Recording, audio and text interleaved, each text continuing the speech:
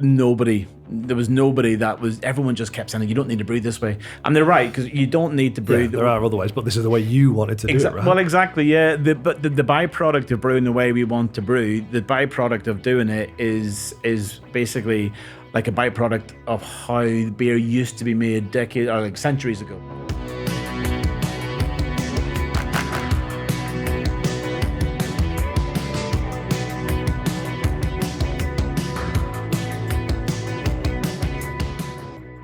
From Ministry of Work, welcome to Greater Manchester's Greatest Minds podcast, a show about Greater Manchester's pioneers, entrepreneurs and visionaries, and the stories that brought their ideas to life.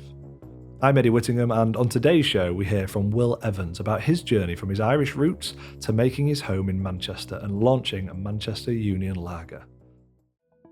With years of experience behind him in the drinks industry, Will finally took the plunge to launch his own brewery, and latterly, the wondering Palate in Monton. He's even in the process of opening up a new bar called the Trading Route in the city centre of Manchester at the end of November. Quite the journey from where he started off. Well, I guess it was probably always destined to work in booze, particularly beer. This is going to sound pretty bad, but I remember the very first time I had a sip of beer, and it was hard lager, probably when I was about 8 years old. And I remember the glass. In fact, the glass wasn't too dissimilar to this. My dad poured me a little glass of hard lager, and it was a little bit warm as well. Yeah. And I thought it was magical. And it was only a sip. It was like, so my dad wasn't going around giving me pints and pints of lager, but it was like, this little half glass, like a tiny little glass. And I think then that probably, it was always in the back of my mind. Well, it's not always in the back of my mind, but whenever I was like 15, 16, the walls of my bedroom were just full of beer mats. I probably had about 500-600 beer mats. Every time anyone went away to a foreign country, they would bring me back beer mats. I had posters, I had lights, I had neon signs, everything. It was like a little pub in my bedroom. And I always sort of fantasized about having a brewery one day, but I just figured it was impossible because the big brewers have got, they're just enormous. So like, 16-year-old me growing up in, like a housing estate in Northern Ireland, that was something aspirational. That was just impossible. So I guess I just followed the route that most people followed, and everyone was told, you got to go to university, you got to be an architect or a lawyer or a doctor or whatever it was. And I didn't really know what it was I wanted to do, but I was interested in computers, and it was at the time the internet was sort of starting. So I did the first degree in the UK that was based around the internet. I was up in Preston, University of Central Lancashire. It was web and multimedia. So I went over there thinking I was going to start a career in website design and building, but again, learned very quickly that was a little bit dull, sitting in front of a laptop or in front of a computer every day typing code, and that was very much like just typing code. So I actually just worked all through university in pubs and bars and clubs, and loved that side of it. And I was always drawn back into hospitality and I guess booze. Yeah. So that's probably what drew you to near Manchester, right? Yeah. Initially. Yeah. And then how did you end up kind of getting more involved and working closely in Manchester? While I was at Preston, I had a bar there. 2004, maybe I opened it up, and 2007, the financial crash saw an end to that. Preston nightlife went from like a 4-day weekend, like Thursday, Friday, Saturday, Sunday, all the way down just to a 1-day weekend, a Saturday night. Wow. So it was disastrous for the local economy, and I had to close the bar. I got a job in a more corporate world. So I went to work for Diageo, people who own Guinness and Smirnoff, massive huge organization, brand, huge company. And worked my way up there from like business development executive into the account teams. And thought it was a positive step to move to London. So moved to London.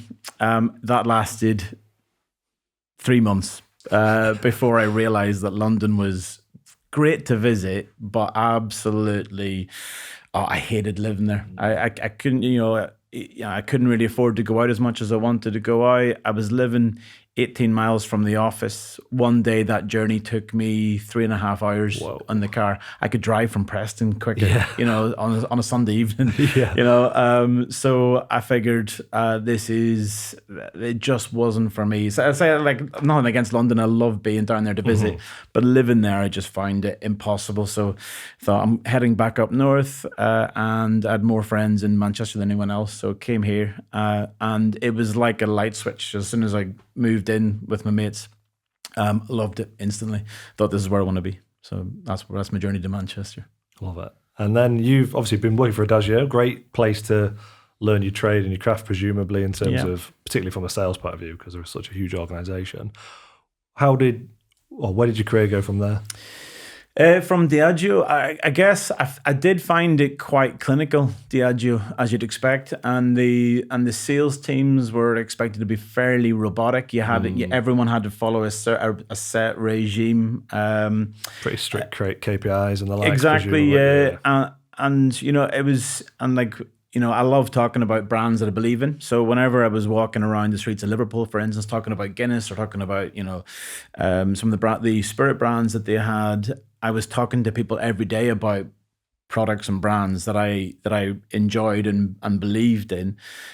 Once I got into the account teams, which is what I was fighting to get to, because that's the natural line of progression. Once you get into the account teams, you're looking after one customer.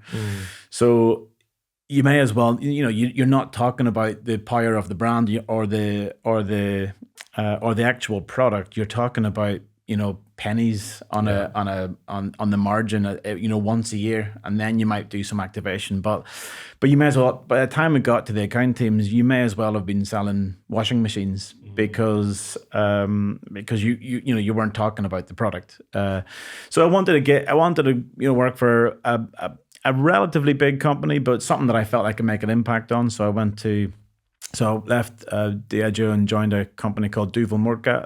They're a Belgian brewer, but they operate in like 100 odd countries around the world. They're big. They have brands like Duvel and Vedette and Le Chouf and all fairly niche, but the type of brands you will see in every single Belgian bar or a craft beer bar around the country. Yep. Yeah, and did that for a couple of years. Loved it, but that was just as the sort of the craft beer boom the bubble was just starting to form, and find the world of American craft beers and what was starting to come through in the UK was a bit exciting. So made a slight career change into a setup sort of on my own, but there was an importer in London called Cave Direct. They didn't operate outside of London. I don't think they thought there was any beer sold outside of the M25. Little delay now.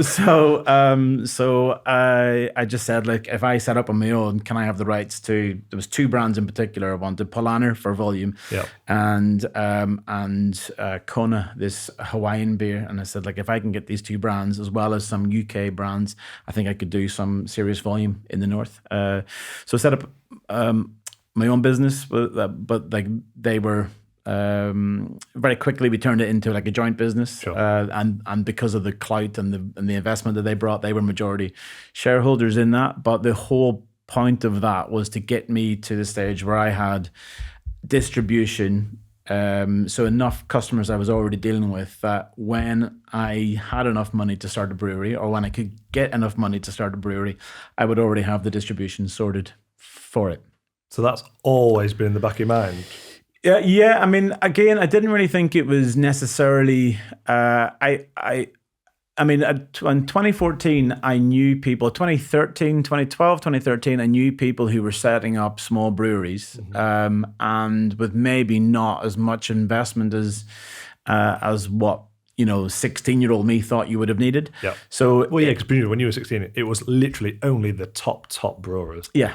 Or people doing it in the shed, right? Yeah, exactly. Yeah. So I knew in 2011 to 2014, I knew it was achievable. I knew it was possible, but I just never believed. Again, I just didn't have the money. There was no money there. I didn't even have my own house at the time. I was living almost like paycheck to paycheck. So that side was impossible, opening the brewery at that stage. But I figured if I can do something, make the steps towards it, and be ready for whenever I can get the money together. And that was from 2014. Whenever we set that up, that was always on the back of the mind, even down to I actually shared a warehouse with someone I thought I was maybe going to go into business with cool. For the brewery, or do some cuckoo brewing in his existing brewery. But the more I kind of learned about it, the more I knew I needed my own dedicated brewery for what I wanted to do. And that business that you sort of set up with that backing from the company down in London, how did that go? Did it go well? Did it go? Yeah, really good. And that almost took over. That took over everything for a few years. Again, I don't think they had thought it was going to go as well as what it did. I can't remember offhand the growth from year to year, but it was pretty explosive. We ended up 2014. So 2014, it was literally just me and a crafter, a van, and I remember getting the first time the beer turned up to my flat. A van from London came up, and I just unloaded it directly into the back of the van. I didn't have a warehouse, and I basically had a pallet of beer in the back of the van, and I would just drive around bars and do the sales story. And actually, the beer's actually in the van if you want it now. Yeah. So didn't even have a warehouse, and then as I went in with someone else who had a warehouse, and I had just a wee corner of it, and then that grew and grew and grew. It grew really quickly to 1.5 million turnover, 3 million turnover, all the way up to 2019. It was about 7 million turnover huge. Per year, and that was just the North business. We went from just me in a van to me and I don't know, maybe 12, 15 people, and that, I think that once it got that stage, I always said if I could go back to the period maybe 3 years in where it was a decent turnover, there was a team of about 5, 6, and everyone, it felt like a little family. Yeah. And after that, it starts to lose that family touch almost. If I could go back to, I remember in 2019, I thought if I could go back to that time and just stop it there and just keep it at that size, I definitely would do. Definitely would have done, because once it got too big, I was basically just managing a warehouse. And HR problems. And Oh my God, HR problems. Yeah. The more people, the more HR problems, right? Yeah. And so that you're talking like that comes to an end, that story. How does that sort of stop? What? Yeah, so again, I was pretty honest from the start that I wanted to open a brewery. That happened back end of 2018. Officially launched in 2019, and I think it was a fairly quick rise to begin with. We got a lot of good listings. There was there was traction and people looking for local lager. We specialize in lager, so there was a lot of people looking for local lager. And I think there was maybe just a little bit of resentment from the team down south that I had this other thing that I guess they thought there was a bit of focus there. There really wasn't. It was I was just working 70, 80 hour weeks. So literally the classic definition of that point of a bit of a side hustle, I guess. Yeah. So it just got to the point where, I think maybe they were putting a wee bit of pressure on to kind of hope that maybe I'll back away from it because the business that we built together was so big by that stage. I figured they just I guess maybe they just figured I would choose that over the unknown sort of thing. But yeah, it just got to the point where there was, I figured like 16-year-old me sat in my room with all the beer mats dreaming of having my own brewery, but 16-year-old me didn't dream of running a warehouse for, like majority owned by someone else down south, so it just it just got to the point where I figured if this gets any bigger, if I hold on for any longer, I'm going to be too afraid to walk away from tied it. to it. So I just figured that's it. Yeah, I'm out. And that happened 2 weeks before the first lockdown. So I walked away literally 2 weeks before the first lockdown. And then it was like, that was the wrong decision. So just gone from, like a salaried role within my own business that could look after me to being completely on my own and no income for I guess the foreseeable. And a brewery that was 100% focused on the on-trade. That was supplied through my old company that was shut down basically for COVID. So it was just like, oh my God, I've got no control over anything. And an industry that we were 100% focused on draft beer, and obviously no pub could open. So you can imagine it was quite not the best timing. Absolutely not the best timing. Understatement. Yeah, not the best timing. So that bit when you're obviously still employed, and then you've obviously had this in the back of your mind that even if at that point in time it was going to just be a side hustle, like how did you make that first step to brewing your own beer? Again, it was probably just long. So like from 2014 to 2016, I think I was just really enjoying the ride at Cave. So it was it was put on the back burner a little bit. I was enjoying the growth. It was an exciting time. There was a really good team atmosphere in what we'd built in the north, and we ran everything a little bit differently to the southern team, and it was a really nice team. We socialized together. It was good. So I kind of got sucked into that for a couple of years, but it just kept coming back. And I knew that I wanted to make lager, whereas everyone else was making pale ales and IPAs and stouts and sour beers. I knew that I wanted to make a lager that, I always figured whenever I went back home to Northern Ireland, I never felt like I was home until I had a pint of Harp, a pint of Guinness, and a pint of Smithwick's. So they were my things. I thought I'm only home, so I just figured like I want to have this beer from Manchester that that is the beer. One day I'm hoping someone's going to copy me in someday to a post that someone who I don't even know says, "I'm back in Manchester now. I feel like home," and a picture of our beer. That would be a nice moment, I think. But so lager was very important to me. But most breweries were set up to brew pales and sours and stouts, and the way I wanted to brew this lager, I knew that I wanted to have its own identity. So and again, even if I managed to pull together a little bit of money, I knew I needed other people on board with me. So even if I had all the money for the brewery completely myself, I knew I needed, I know what my strengths are and I know what my weaknesses are. I knew I needed someone to help with marketing, and I fell in with a guy actually lives around the corner from here, Jamie Scahill. He used to run 2022 in Northern Quarter, and he runs Funkademia.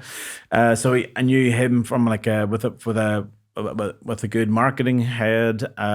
We were talking for a long time about doing something together. And then I was at a beer festival one time, and there was a chap there. He says, I said, I want to open a lager brewery, and someone goes, you need to meet Ian. There's a guy called Ian Johnson, and I never met him before, and he just got talking about a brewing style called decoction mash brewing, and I was like, what does that mean? What does this do? I was talking about. He talked about the I guess the chemistry of it all, and I remember while I was talking to him, the beer wasn't quite right. The beer was flat. It wasn't carbonated and keg properly. But the body and mouthfeel, everything, and the taste, the flavor was excellent. So I remember while I was talking to him, I was like texting Jamie and saying, I found the guy that's going to make the beer that we want. So that was the four of us. That was probably about late 2016. And once we found the three of us, it was a 3-year journey to get the kit to make, because nobody could make the kit that we want, that Ian wanted to brew on. Oh, interesting. Yeah, so we went we looked, and we went to the Czech Republic. We spoke to people in Canada. We spoke to people in China. Hungary. Everyone but everyone just wanted to offer us off the shelf brewery. And because we wanted to do a very specific way to brew, everyone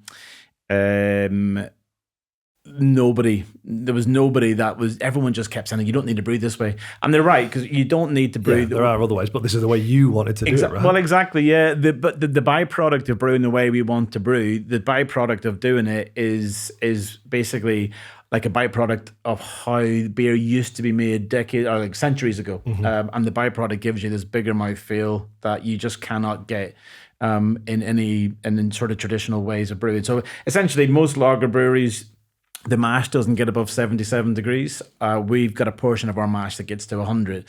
And the reason they had to do that before was just down to physics and being able to do this step in temperature.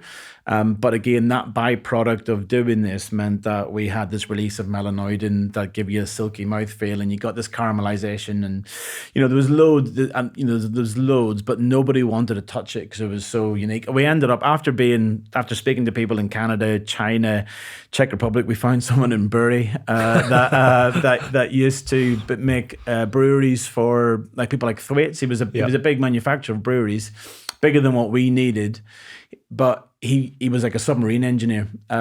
So he had enough engineering curiosity to want to be the first decoction mash. Figure out why you even wanted to do it. Exactly, yeah. We were the first decoction mash brewery in the UK, and he wanted to, I guess, maybe a little bit of ego. He wanted to be the first, the person who made the first decoction mash brew in the UK. So we were small fry for him, making a small brewery, but he loved the idea of it. So there we were. So that was a 3-year process getting from the actual beer to the actual brewery, and going all the way around the world to end up in going Bury. Exactly, yeah.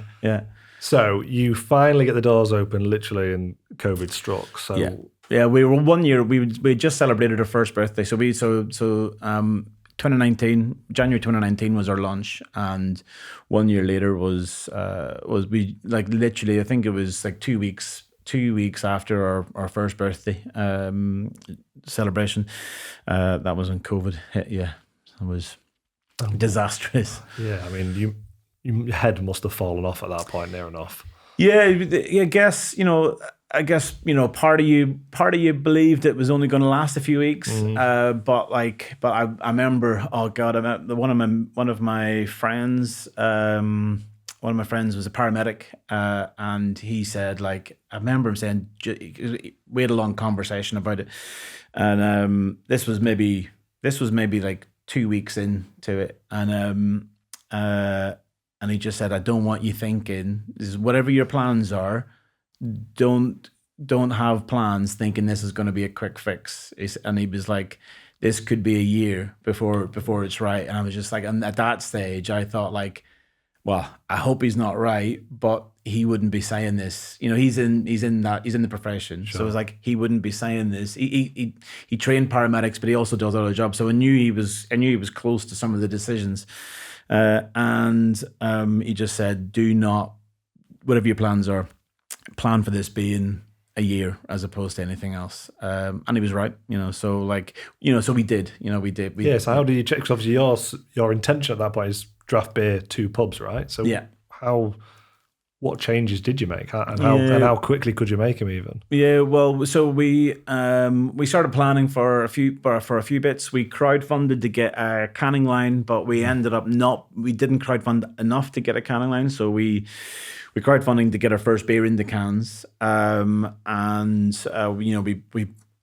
I guess because we're a lager brand, I didn't want just a blank can with a label on it. I wanted a fully printed can so that people, felt, it was like similar to, to a brand truly premium. Exactly. Yeah. So we had to buy 150,000 printed cans. So we did a crowdfunding series with all about the getting the beer into cans, selling to consumers for the first time, and that, I guess it gave us something to do as well during lockdown. And we were also out, delivering a best keg fresh beer, but in growlers, like big 2-liter growlers, and delivering those to customers every Friday. Always with the idea that we knew that maybe we would, always with the hope that there might be some restrictions lifted for some bars and pubs, and so that we were ready for it, but also if we had to just be direct to consumer, it might be. And was that enough to keep the lights on, or did it deliver much at that stage for you guys? Yeah, it did bits. I think we're still living with the consequences of COVID today. So so we're the landlords were okay, so they were they let us not pay rent for a time. They gave us some rent-free holiday. They let us use our deposit as rent for a few months. But you see it in hospital. I think the guy from Wood Restaurant, Simon Wood, just mentioned whenever he closed, he was saying the same thing. Like right now, landlords are losing patience with COVID debt. And same with our landlord. We're in one of the arches near Piccadilly, so our landlord seems to have just lost patience with that as well. So we're having to find money left, right, and center for old debt, and it's not just them; it's other people as well. But I guess we were in 2 years worth of lockdown, so a lot of debt had accrued, and then came that budget at the end of 21. Was it 21? Yeah, September 21. Our gas bill was £400 a month. On October 21, our gas bill was £4,000 a month. So a 10 times increase. And that came just as we felt we were sort of finding our feet again. And then so it hits us, but then it hits all our customers. So our customers are skint, so. And that's the reality that I think a lot of the people don't see from a business owner perspective. Those increases, that's astronomical. Yeah. It's not even like you can absorb that easily. That is wiping businesses out, right? Yeah. And even though we were, behind on rent and stuff, the landlord put our rent up 50%, at the same time. You're like, well, how do you want us to move out? Yeah. So it's, I think hospitality full stop is it just feels like there's no one in hospitality enjoying themselves at the moment. It's been the worst 4 years that I can ever remember. And I've been in and around hospitality, since 2000, and it's been the worst 4 years I can remember. Even worse than 2007, way worse. Really? Yeah. Does that give you a bit of hope in terms of what's going to come over around the corner, or do you think we've still got a few more years of it yet? Yeah, I think the downturns always, but the big downturns always seem to last about 5 years. So that means, touch wood, that next year is going to be a good year. Yeah. But I see signs of recovery already. So volumes return. We're up. We're up 25% year on year. I've got a hope of finishing the year maybe 30% up. Nice. We need it to be more, but so does everyone. But there's a lot of, even though there's still restaurants closing, there's still bars closing, there's still breweries closing and going under.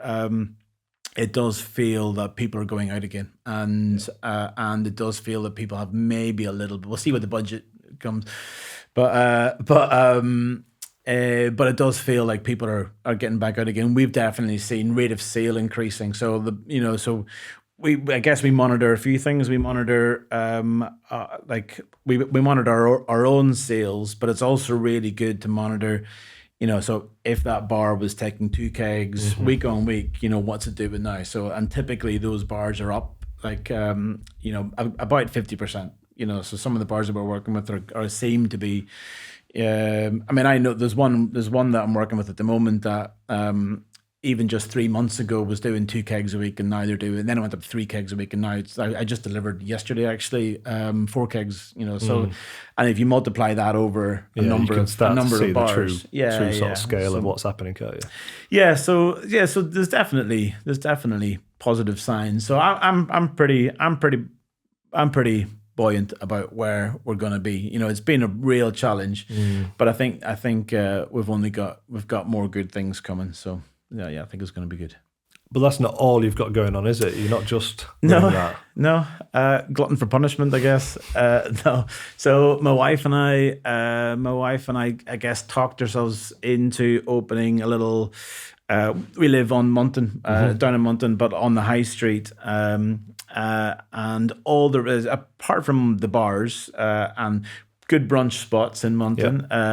But apart from the bars, if you wanted a bottle of, when we moved in 2016, and if you want a bottle of wine, really the only choice is a Tesco's Express. And after maybe 3 years of the same bottle of boring wine every Friday night and the same packet of crisps, but we just kept saying, wouldn't it be good if someone opened that we could just pop down and get like a nice bottle of wine, some interesting crisps and some dips, some cheese, nibbles.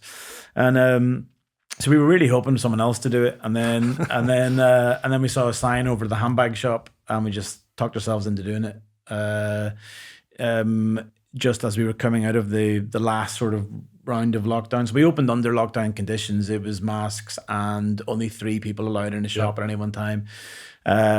And it was quite exciting. It was full on, and trying to do both was full on. We opened with the idea that we were going to put a manager in place, maybe manager and assistant, and we wouldn't really be there because we both had full-time jobs. We figured that we would just swan in and out, grab a bottle of wine, and go home. And how did that work out? It didn't work out at all. So and then the first year was pretty tough. First year lost money. It lost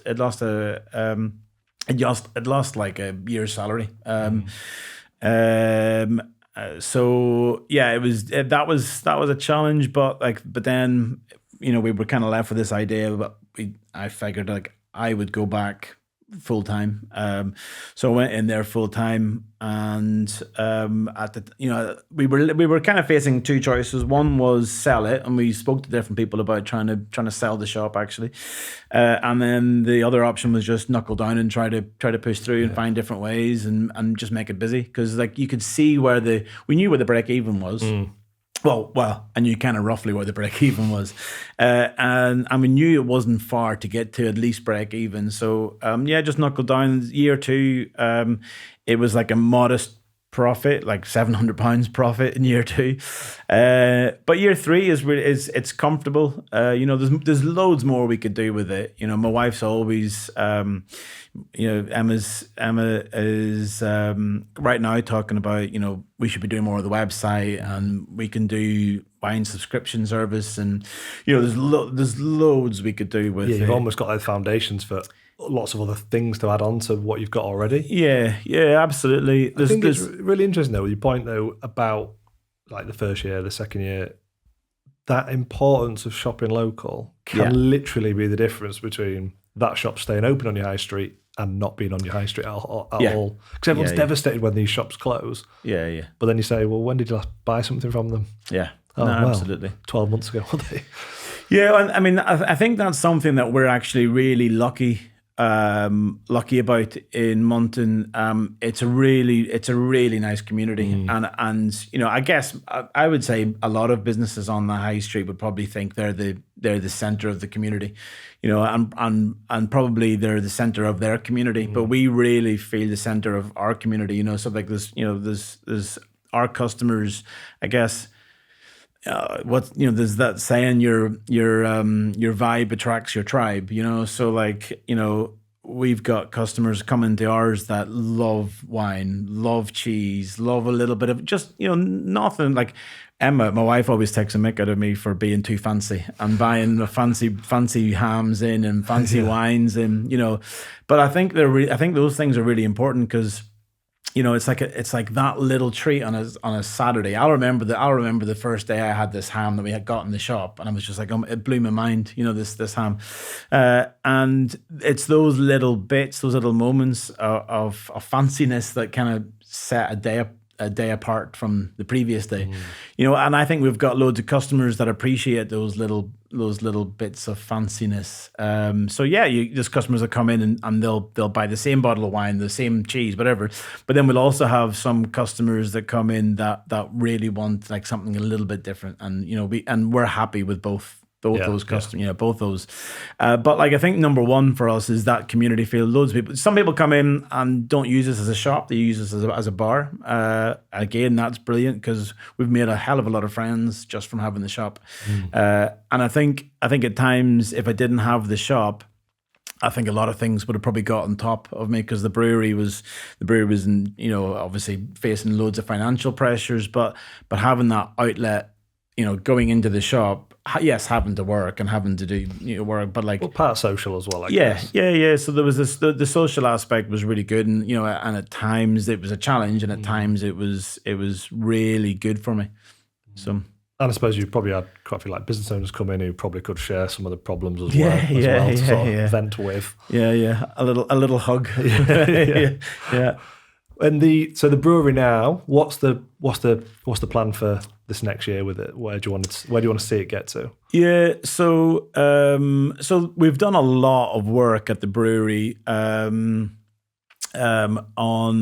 quality. So the beer was always good anyway. In terms I have no problem with the beer, but we did things like most breweries. Owning a population of kegs is a big outlay. It's a lot of money. So if you imagine, for instance, if you're selling 100 kegs a week, you actually need 400 kegs because for every keg that's full, you need a keg that's in the bar pouring, you need a keg that's coming back from the bar, and then a keg that's full here, ready to go back out again. So having a keg population is a very expensive thing. So most breweries just hire kegs in. So there's two main companies that do that. And at different times in the past, we've had like problems with those keg companies not delivering. You're supposed to get like a fully clean keg filled with nitrogen so that it's completely inert and there's no bacteria in the keg. We've had a couple of times when we've challenged the quality of those kegs coming back, and we've known it was the keg company because in a batch of beer we might make 72 50-litre kegs on a single batch, and in that batch. Maybe 50 of the kegs are all perfect and 20 of them have got a problem with them. So we know it's not a thing that we've done at the brewery. It's a problem with a batch of kegs. So we've spent a lot of time this year building a bigger cold store, like a really cold store to make sure the beer's kept well. We've installed our own keg cleaning systems. We've now taken delivery of our own 500 kegs that have come in. We're still going to need to probably rent some kegs in, but the difference is we clean them ourselves as opposed to buying them in clean. We do everything ourselves now. There's loads. We've increased. We understand carbonation levels better than we ever have done. We send beer off for microbial analysis like regular. So there's so much work we've done with the brewery that I don't even like. So back in I think it was the last time we had a problem with beer quality was probably May 23, and that was again one of these keg companies, and I lost a couple of accounts, and that hurt, like really hurt, especially when it's not your fault. Yeah. So, and you can tell you can tell your stockists, like, oh, this is what's happened, but people might go, really, is that really what's happened, or have you just done something wrong? but so we've not lost a customer, we've not lost a stockist in God, I can't remember. It's like 12, 13 months. So once we get a beer in somewhere, it stays. So so for us, it's all about just adding new customers. So that's happening all the time. So there's new listings this month in King Street Townhouse, which has just gone in. I'm going there actually after this to go through a few bits with them, and then we've got Simmons Bar from London opening up on Deansgate, the old botanist site. Yep. So we're going in there next Monday. So all these, once we add a new customer, if they stay, then it's just growing. And then the big thing is we're opening up a bit of a tap room. So that's happening next month. Awesome. So that's happening. That's mid-November. Don't have an exact date yet, but sometime mid-November, and that's right next to Factory International. So it's not like a Manchester Union Brewery owned tap room. It's like a 3-way collaboration between the brewery, my shop, because it's going to have a little retail element to it, and then and Trough in Northern Quarter. So we're doing like a little 3-way collab with them, which I'm really excited about. So it's a little bit different to most places. We're doing a pour that's a little bit different, but we're calling it a lager house because there's only going to be 2 beer options, and that's lager and black lager. And then it's just going to be rotisserie chicken. So instead of a full kitchen, it'll just be rotisserie chicken, rotisserie porchetta maybe. So very simple, but delivered hopefully very well.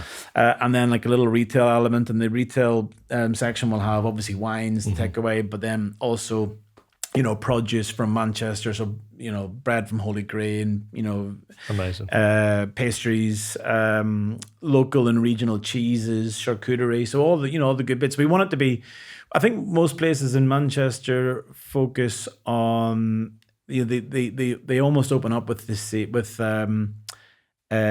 sort of customer in mind. We want to open with tourism number one. So if you go to London, the bars there are very much London centric brands. Same as Edinburgh. But I don't think the bars in Manchester have quite switched on yet to tourism the way that those other cities have. Yeah, because then presumably those tourists can come in and get some Manchester beer, they can get some Manchester produce, and go away quite happy. Yeah, exactly. Yeah, I mean, you go around. There's a lot of bars that have a nod to Manchester, and we're growing obviously with those bars that want to support local and stock local produce. But you also see a hell of a lot of Heineken and a hell of a lot of Asahi and a hell of a lot of international brands from big corporates with questionable business tactics. So what we want to do is sort of identify that tourism is 7.5 million tourists come into Manchester every year. I think it's only 1.5 of that is international tourism, but Manchester is so heavy for Greater Manchester coming into the centre, but also other parts of the UK coming into Manchester, whether that's for football or for nightlife or whatever it is. But 7.5 million tourism a year, and we're right next to Factory International, which which aims for 1 million visitors a year from tourism. So tourism for us is number one there, and that's why, like you say, they come and get everything under one roof. Berry black pudding, and get a little flavor for the region just in one place. So that's and then the second focus for us will be the local, again, community. Wandering Palate has taught me that community, what community is important, but for a business like that, community is essential. So for Trading Route, where there's loads of businesses around there. Trading Route's the name of what it's. Sorry, yes, Trading Route's the name of what we're opening. Thank you for that. That's a plug. But there's loads of businesses around there and residents in service departments, loads of them. So we want to be. That'd be a great little market as well, won't it? People who come for a beer or two, like me and my missus, when we go out for a beer, then we're like, oh, right, should we go home now? But you can exactly take a wine home, take some ham or whatever produce back as well. Yeah. Exciting. Yeah, no, it's good. Sometimes I laugh at the shop. We've temporarily stopped meat and poultry, but we're going to do it again at the shop. But sometimes there'll be people buying, and there'll be on a Friday night at 9 o'clock. You'll serve someone 2 pints of lager and a packet of crisps, and then the next person you're selling a chicken, so it just feels weird, you're pouring beer and then serving a chicken, and but it feels nice.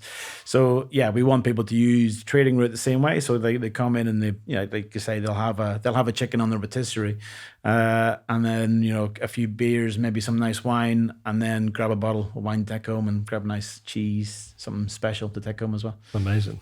Is it possible to track how many beers you're selling versus some of those like international sort of corporate brands, for example? Because it'd be cool, wouldn't it, to be able to say, this is the most drunk lager in Manchester, for example, at some point? That would be cool. I think we're a long way off that. We're a hell of a long way off that, yeah. I do know that I can't remember how many beers we've produced or how many beers we've made, but I know it's over 1 million pints. So it already feels nice that 1 million pints of something you've created has been drunk. Yeah. So that's 1 million sore heads as well. Somewhere down the line. So yeah, it does. It feels nice that people believe in the brand enough. And our beer is a little bit different to most lagers, so we know that if you're used to drinking lighter style lagers, our beer might be a bit too much. But we want that. We want that to be different because, why be the same as everyone else? But also, if someone ends up loving the brand and liking that drink, then going back to drinking a lighter lager is not enough. And I guess in a way that a Guinness isn't for everyone, for example, isn't it? Yeah. Interesting. Well, I'll be excited to see. Hopefully that you achieve that at some point. Yeah, well, let's see if we can kick some of those big brands out. Yeah, that would be good. That's Will Evans, another great example of one of Greater Manchester's greatest minds, determined to create something meaningful for the local area. We wish him every success with his brand new bar, The Trading Route, opening at the end of November. Thank you so much for listening to this show, and please make sure to click the follow button on your podcast app so you never miss a new episode.